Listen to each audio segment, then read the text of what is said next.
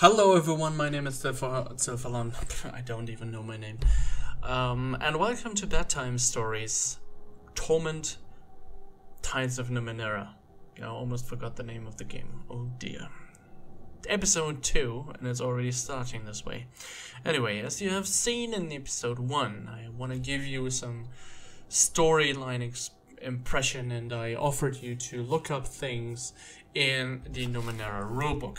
Actually, I actually just got the rulebook in front of me, and I checked on some things that we had questions earlier in the other game. I just want to give you a very quick assessment on character types, because the word Jack sounds in your mind is on the screen, and the Jack is one of the three character types, and the character type is basically a class that you know from other games like World of Warcraft, like the Warrior, Warlock, Mage, and all these kind of classes. But here, there are three classes. One is the Glaive, and the Glaives are the elite warriors of the Ninth World, using weapons and armor to fight their enemies. Hunters, guardians, and soldiers could be glaives. Sometimes scouts, warlords, bandits, and even athletes are glaives. Glaive is a common slang term used almost everywhere in the Steadfast and the Beyond for any person skilled with weapons or a martial art, but in truth, it applies only to the best of the best. Glaives are warriors who command abilities far beyond those of typical person with a sword. So that is a glaive.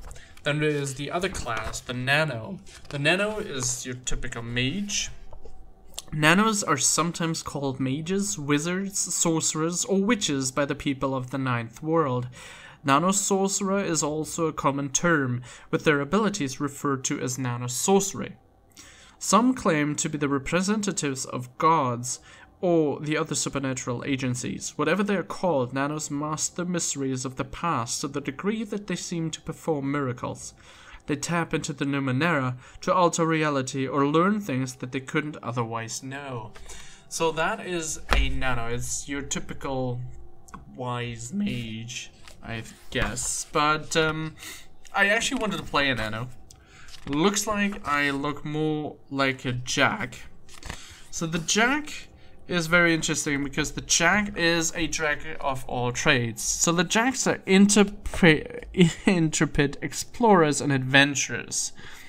They are Jacks of all trades, hence the name, although the word has also harkens back to the fables involving a resourceful hero who always seems to be named Jack.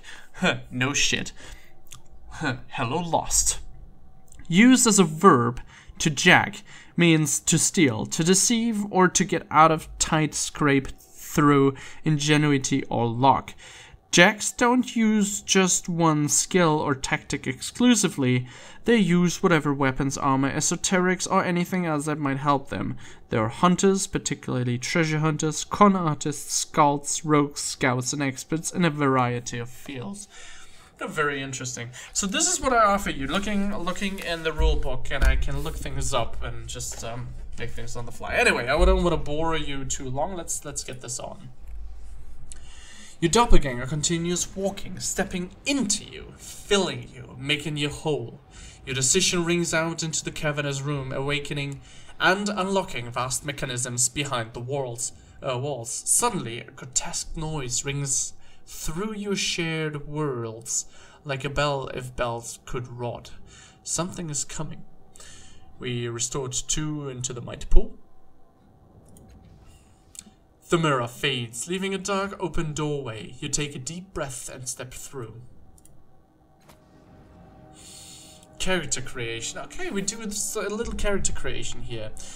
Your choices and the memories in the mirror have begun to build your character, but now you have the opportunity to decide on a number of details. First, you can decide to change your type. Type defines the abilities and skills you'll be able to acquire as you advance.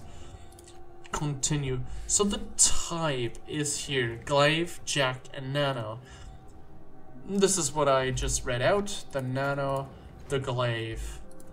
And the Nano is fairly interesting. The Nano has a lot of different cool things. The jack, however, is very, very flexible. It's the middle ground between the glaive and the nano, and the jack can do things that no glaive or nano can do, because you can do basically a mixture of it. Anyway, so we have might. It's a stat pool. Resource you can expect. Might represents the character's physical strength and resilience. Each point of might also increases health by 1. That is true.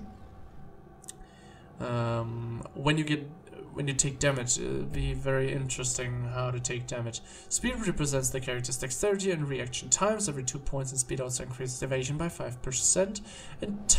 Intellect represents the character's mental prowess, willpower, and personality. Every 2 points, and intellect also increases willpower by 5%. So skills here. We got lore mystical trained, 15% bonus per level on difficult task mark, but the skill inability confers. Does that change? Yeah, it does. No, the mystical is something that we gained, isn't it? Yeah, it's something we gained. Never mind. So I'd like to go.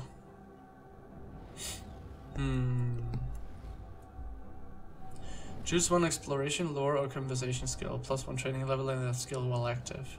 Active until next sleep. The nano gets these little things. I'd like to go with the jack. It's so I get cipher use. It's gotta be some type of what's it called? Some kind of Boba Fett or Batman. Stat pools are the resources you use to apply effort or activate abilities. You can distribute points as you see fit. Glaives tend to favor might and or speed, while nanos favor intellect. Jacks usually benefit from a balanced set of points. That is true. I get 4 points. 2, 3, 4. I do 1 more in speed, right? I would say so. So, a balance. This is very balanced. Character creation. Abilities unlocked by your type can be active actions such as attacks or spell-like esoterics, or unique passive effects. So, Sucker Punch. It's very colorful, I must say. The interfaces are very colorful. It's interesting that we do the character creation not on the first episode, but in the second. Anyway, so I can go. Oh, interesting detail. Is that actually the same? Yeah, it's the same. Okay, we have trained with hard armor, hedge magic, infused weapon, sucker punch, and practiced in armor. So hedge magic automatically succeed on the next quick fingers or smashing task. That is kind of cool. You snap your fingers and knots untangle themselves. Doors pop open, chest unlock. It's easy if you know how to do it. Infused weapon. Choose a damage type and they make a weapon attack. Deal weapon damage of the chosen type, along with bonus effects based on the type. That's handy. You force energy into your weapon, filling it with esoteric power. It's the perfect antidote to an armored enemy. That's kind of cool. Trained with hard armor, gain plus 10% evasion to plus 10% willpower when wearing no armor or light armor. Who needs armor? It's slow and cumbersome, and that extra weight might just get you killed. You prefer speed and mobility anyway. That's true. I would like that one. Sucker Punch. Attack that deals weapon damage plus 3. If the target has a negative fatal confer, dazed for 1 round. Novice 0. Defended by evasion. Consumes action attack. Why fight fair? Take advantage of your opponents whenever you can. You know they'd do the same if there is a situation where there's practice than armor. No, I don't want to wear armor. Let's say we don't wear armor. So we go with trained without armor. And I kind of like the hedge magic because it's like cool and such. It's basically very open for various situations, so let's do that. Most skills increase your chance of success on specific kinds of actions and tasks, but some give other passive bonuses. Each skill starts at the 0 points novice level and can be increased to the trained and specialized, granting greater bonuses at each level. Descriptors often leave some skills at the inability level, meaning they inflict penalties. When upgraded, these return to the novice field level. Sorry. So no inability. I have an inability in intimidation.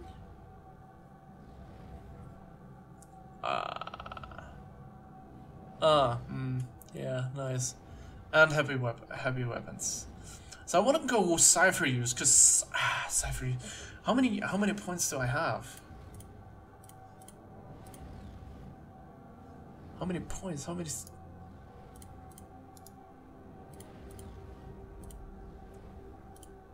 I don't know. So choose an exploration skill. Okay. I can only go one. Okay, anonymous, bonus per level and difficult math with the skill. Recall experience, endurance, initiative, act earlier, machinery, lore natural, academic knowledge of the natural sciences and physical creatures. That's nice. Persuasion, that's self-explanatory. Running. Stealth, no. Concentration. Bonded artifacts equipped to the first slot do not confer a negative effect. Deception, when you need to convince someone that something is true when it isn't. Healing, lore, mystical. Why ever I gained that. Perception, visual, oral, and even olfactory acuity. Allows the character to notice things otherwise miss. Quick fingers, fine motor control, and the ability to manipulate delicate devices. Smashing, finally honed ability to break things. Finally honed.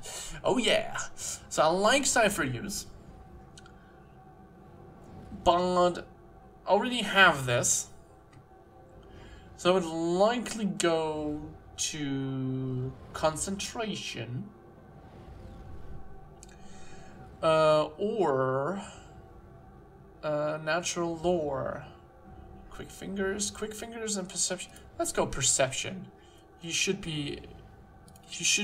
perceive more. Only glaives receive training in weapon skills, okay?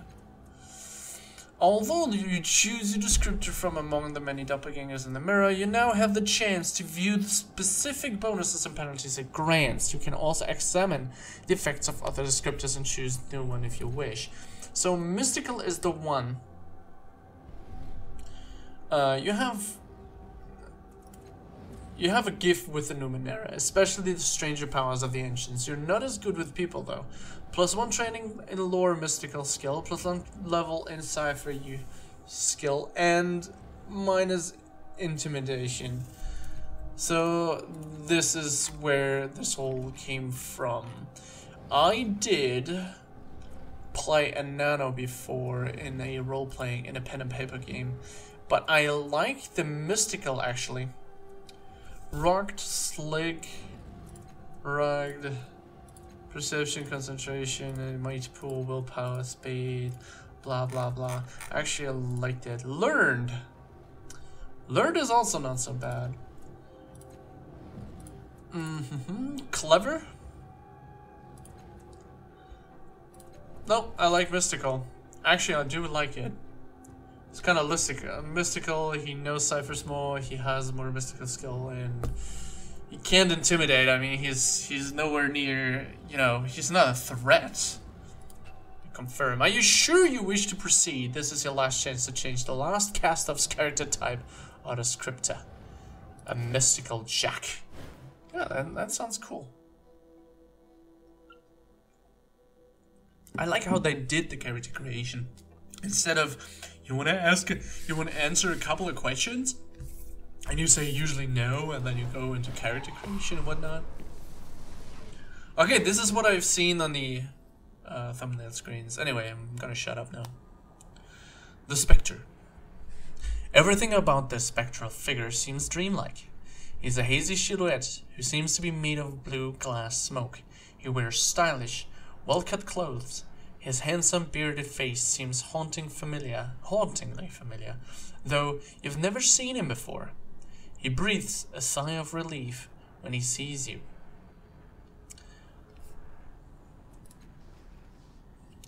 We weren't sure that would work. We pooled our strength and channeled it through me to reach you, to wake you up. He glances at the other figures here and frowns unhappily. It took more out of them than we thought. The other reflections. They're more like shadows now.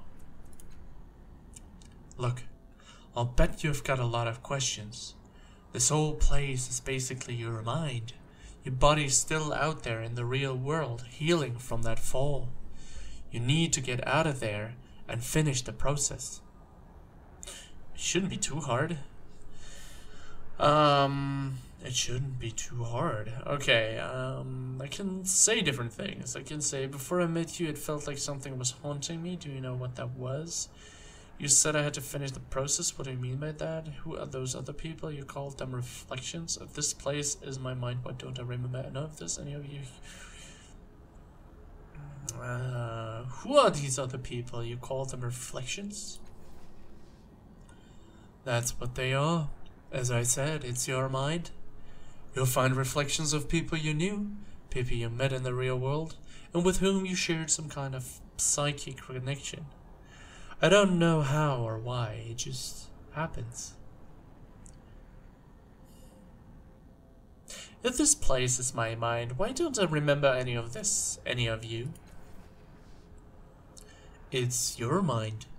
A construct built to, I don't know, share thoughts, sow your true self. Wait, you know how people say, in the first place? This is definitely the first place of your memory. Well, it was the first place for me anyway. You'll probably know better since it's yours. If you don't remember now, maybe it'll come to you later. Before I met you, it felt like something was haunting me. Do you know what that was? He closes his eyes. That's a memory I don't want to recall. Large, black, furious. It's our death. It's the sorrow. He closes his eyes. I hope it's lost interest in you. If it finds us, we're done for. Who are you? I am... He pauses and looks down at himself, considering a long time before answering. I am you. I am part of your mind, a splinter. I was waiting here for you. We called you with the memories of the others who are here. I don't know what happened next. How do you know all this? Are you all that you're telling me? He throws up his hands in frustration. I'm just a part of you. I look at you and I know. This place was made for you, for us. And I remember pieces of knowledge that came to me when you asked your questions. But that's all. You said I had to finish the process. What do you mean by that? After you wake up from this dream state and attune to the tides, you'll need to find something called a resonance chamber. Your body should have landed somewhere near it. Just climb inside that and everything will be fine. What do you mean attune to the tides? Tides are like a force. Like gravity or magnetism or something, except they respond to people's actions and perceptions. Your body, that is. Your body in the real world needs the tides to survive. It's not something you need to worry about. Your body will attune as it wakes up. What's a resonance chamber? I remember pieces about it, but not the whole. It's a crystal sarcophagus. I remember it having 5 mechanical arms around it, and a metal ring set in the floor. I think we were aiming for it when we fell. When you open your eyes in the real world, it should be nearby. So how do I get back to the real world? There's a portal down there. It'll take you back to your body. Just step through it, and the whole tides thing should take care of itself. He crosses his arms. When you wake up, find the resonance chamber and activate it. Then we can What in the hell is that?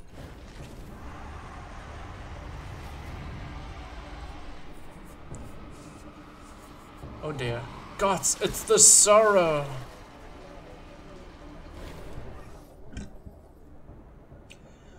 The sorrow is anchored to those reflections. It's devouring their power. We've got to get rid of them. Destroy its anchors or else the sorrow will erase us forever. Crisis initiated. Kill the reflections anchoring the sorrow into your mind. A crisis begins when you enter into a dangerous situation. Crises are turn-based encounters where you can fight, sneak, manipulate the environment, or talk your way out of trouble. Each turn you can take one action to attack or activate an ability. You can also make one move.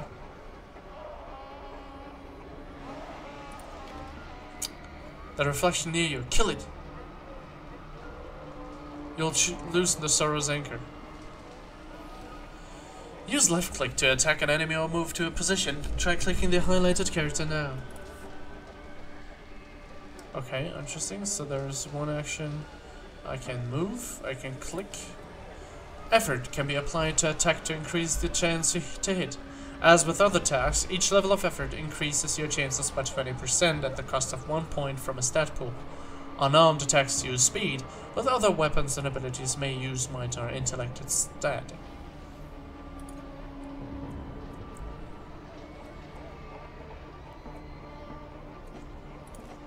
One effort.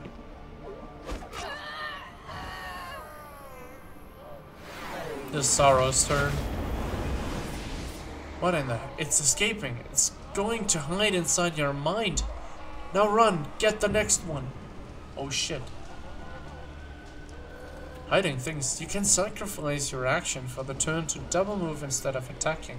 The movement preview line turns purple when over a position that requires a double move.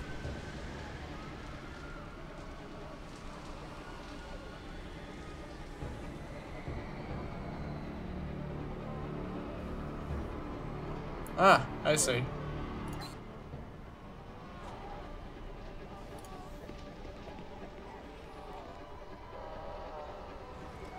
The sorrow's turn.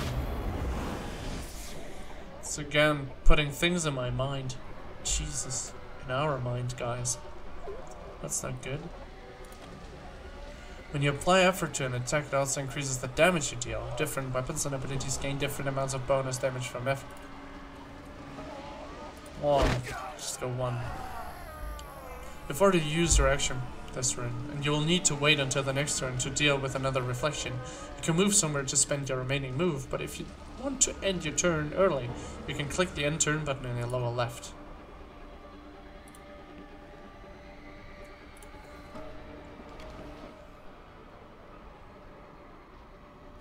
What is it doing now? It is infecting it somehow. Fettles are temporary conditions or status effects that can improve or reduce a character's stats. The sorrows just place the fettle on the remaining reflection. You can't remove this fettle, but you may find a way to overcome it.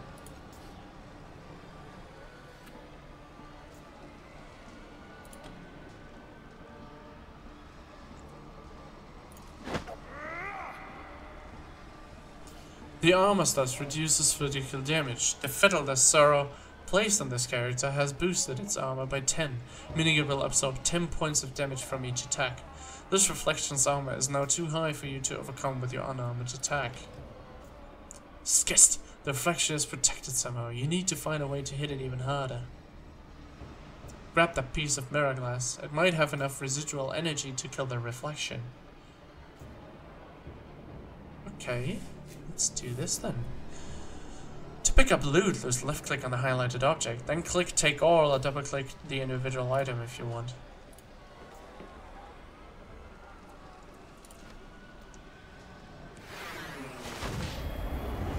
Again? It spreads its seeds! To activate the item, left click on the item's icon in the bar above your portrait, and then click on the character you want to target. Where? Left?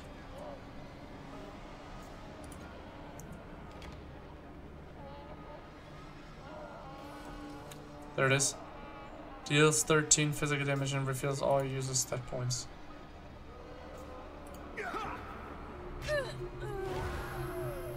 Nice. It's cool. I like the combat system. Yeah, CRPG. It's not a hybrid real time, but your pride at lose. That thing is a cancer, an infection. It's unstoppable, but you stopped it. He holds his head in his hands. I can't believe it found us in here. He looks at you, terror in his eyes. That thing, the sorrow, it's been hunting you. It's what killed you in the first place. It'll keep hunting you until you activate the resonance chamber. I didn't remember until I saw it, but that's why the chamber is so important. You have to get back and activate the chamber before it's too late. The portal to your body is that shimmering dome over there. Go, now. Nice, guys. So this has been another half an hour. That was episode 2. Again, I'm curious what lies behind the portal. Hope to see you next time. Hope this gives you some insight in the character creation, and more bedtime stories await next episode. Bye, my name has been Sifalon. Leave me a like, leave me a comment, leave questions. If you have any questions about this world, let me know and I will try to answer them with the help of the rulebook. Goodbye and good night.